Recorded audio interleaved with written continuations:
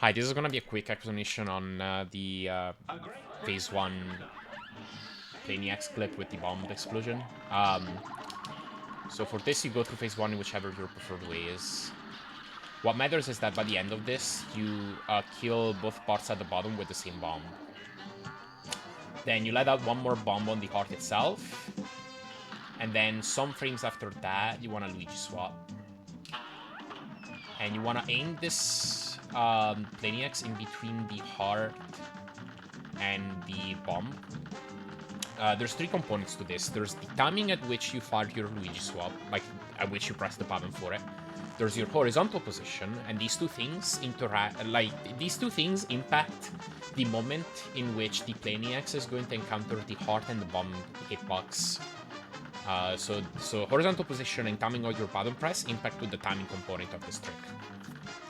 And the third factor is your vertical positioning, and I'll talk a little bit more about it later. But basically what you want is you want to hit this Planiacs. And I move upward after I fire this Planiacs if the nuts and bolts allow it.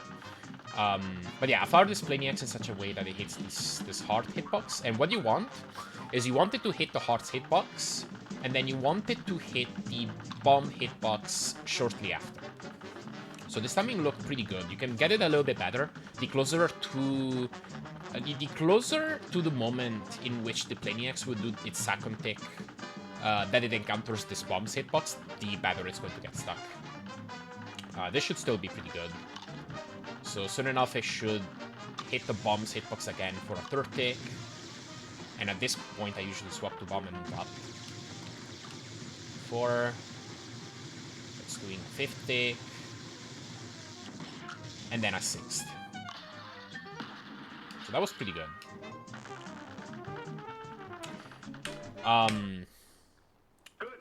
And that's basically the basics of it. Now, why the vertical positioning matters. If it's too high, if you fire your EX too high, and by the way, that's my backup for failing to kill the upper piece. I just fire a bomb at it anyway, and then I fire it.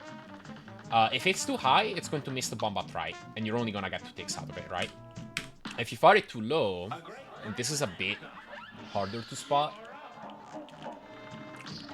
but what happens here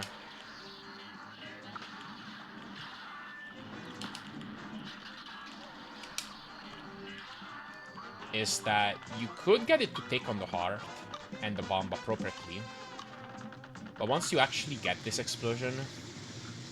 Okay, I fired it high enough in this case, but you see that the heart is moving up and down. What will happen is that if you fire it too low, it might fail to take on the heart when the heart has moved up.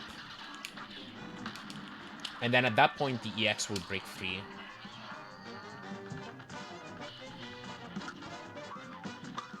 Yeah, I might get it here. Yeah.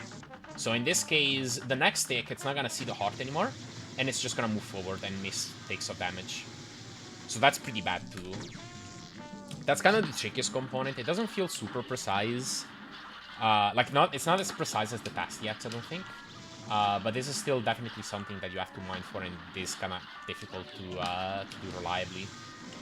The timing component is probably like the easier part of it, I would wager.